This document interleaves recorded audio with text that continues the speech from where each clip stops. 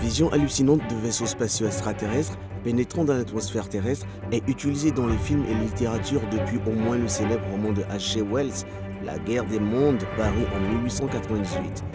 Pendant plus d'un siècle, l'humanité a débattu des ramifications et du conflit potentiel d'un premier contact avec une espèce extraterrestre potentiellement hostile.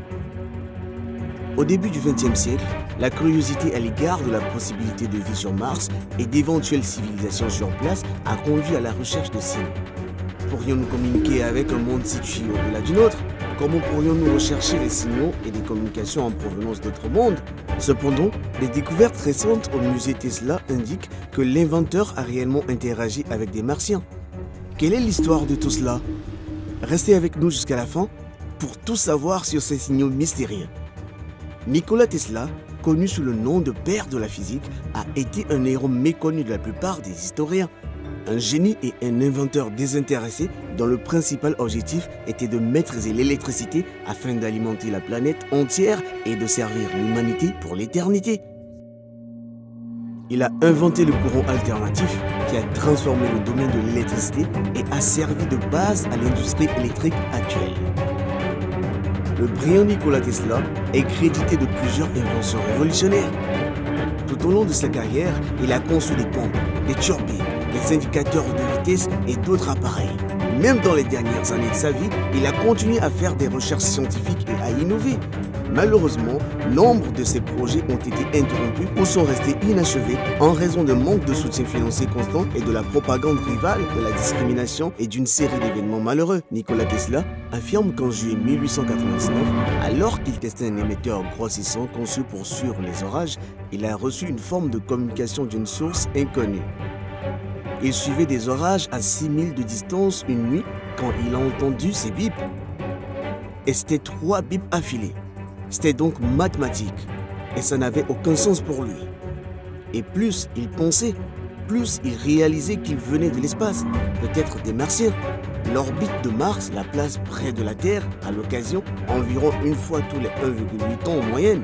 Et pendant l'un de ses contacts rapprochés, il a cru détecter des signaux ascendants en provenance de Mars. Tesla a raconté cette communication extraterrestre et a déclaré sa croyance dans les extraterrestres dans un article pour Collier Weekly, intitulé Talking with the Planet en février 1901.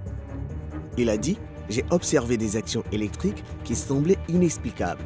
Aussi faibles et incertaines qu'elles étaient, elles m'ont donné la conviction profonde de la préscience qu'avant longtemps, tous les êtres humains sur ce globe, comme un seul homme, tourneront les yeux vers le firmament au-dessus de leur tête avec des sentiments d'amour et de révérence. Ravis par la bonne nouvelle, frères, nous avons un message de notre monde inconnu et lointain. Il se lit comme suit.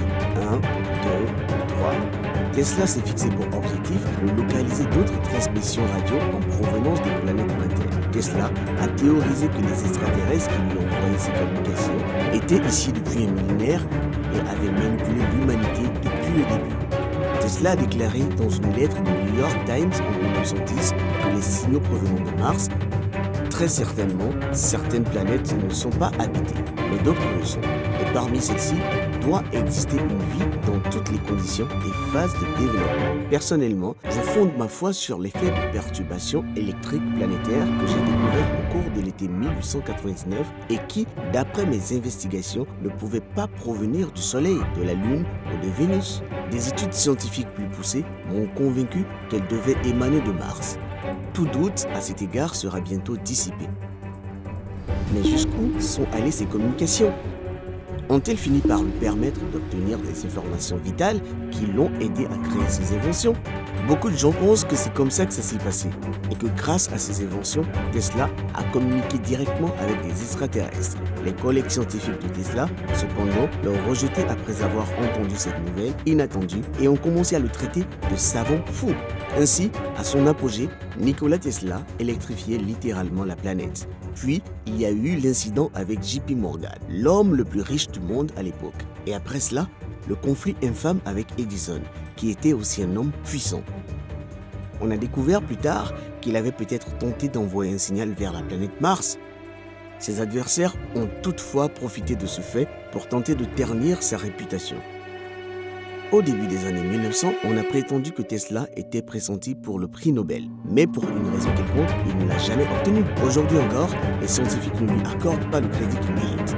Tesla a parlé d'atomes agissant comme des systèmes solaires et de la lumière agissant à la fois comme une onde et une particule. Einstein a reçu le prix Nobel pour sa théorie selon laquelle la lumière se comportait comme une particule. Alors, pourquoi est-il exclu de l'histoire de la physique quantique alors qu'il en est le centre ? Eh bien, il est vraiment malheureux à cet égard.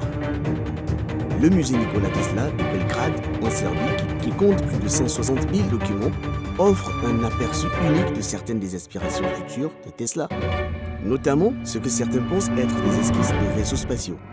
Tesla a commencé à travailler sur la machine volante en 1910, en mettant l'accent sur l'utilisation de la propulsion par champ, ou antigravité. On pense que Tesla a découvert que d'énormes quantités d'énergie peuvent réellement produire la portance d'un objet. Tout au long des années 1920 et 1930, Tesla évoque fréquemment des vaisseaux spatiaux antigravité qui pourraient être alimentés par ses tours ou Wardenclyffe qui transmettraient de l'énergie. Il disait que ces vaisseaux n'avaient ni aile ni carburant. Ils étaient entièrement alimentés par l'électricité. Mais les idées de Tesla étaient-elles vraiment les premières de leur genre ou des véhicules comparables ont-ils pu visiter la Terre dans un passé lointain, comme le proposent les théoriciens, les astronautes antiques? Les épopées de l'Inde ancienne font référence à des vimanas, des chars volants utilisés par des dieux pour se rendre d'un endroit à un autre. Certains de ces vimanas pouvaient changer de direction en un clin d'œil et sans effort. D'un point de vue moderne, il semblerait donc qu'une sorte de technologie antigravité ait été employée. Le phénomène actuel des ovins pourrait être utilisé pour faire le lien entre le monde ancien et le monde moderne. Par conséquent, l'affirmation selon laquelle Tesla a travaillé sur une machine antigravité est assez probable. Les images de machines volantes prouvent-elles que Tesla a obtenu des informations extraterrestres pour créer des vaisseaux spatiaux antigravité? Et si le soi-disant savant fou est entré en contact avec des extraterrestres? Est-il probable qu'il ait secrètement exécuté leurs souhaits? Cela semble peu probable, mais une chose est sûre, il était le type de génie que nous ne reverrons peut-être jamais. Mais si des extraterrestres nous contactent un jour, comment pourrons-nous le comprendre? Nous ne saurons peut-être jamais ce que Tesla a détecté, mais les possibilités vont d'une erreur d'utilisation à la possibilité qu'il ait détecté des signaux provenant de la magnosphère de Jupiter.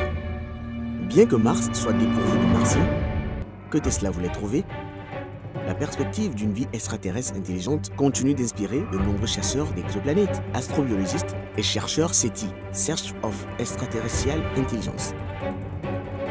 Beaucoup de gens ne réalisent pas, cependant, que lorsqu'une telle découverte sera confirmée, les linguistes et les anthropologues prendront le contrôle. En effet, une fois que nous avons répondu à la question fondamentale, sommes-nous seuls?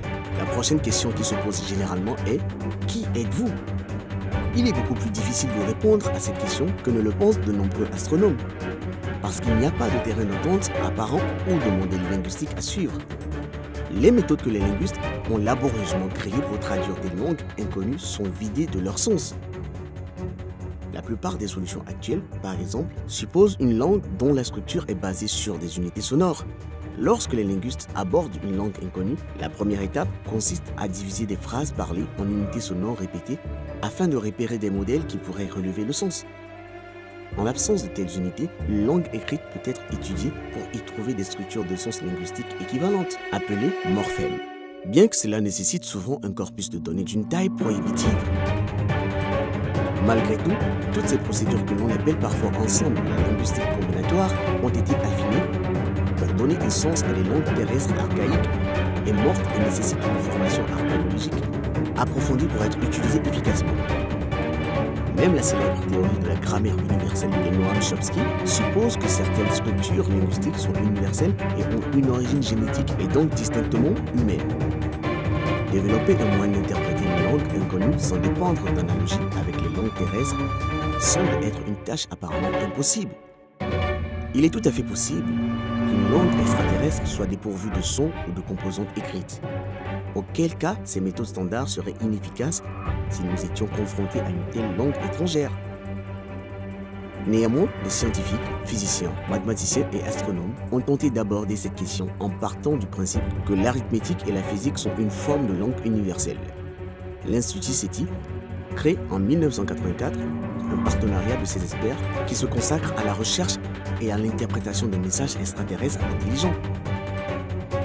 Le SETI ne se contente pas de chercher des signaux en provenance d'étoiles lointaines, mais abrite également un groupe diversifié de scientifiques travaillant sur des initiatives d'astronomie planétaire et d'astrobiologie.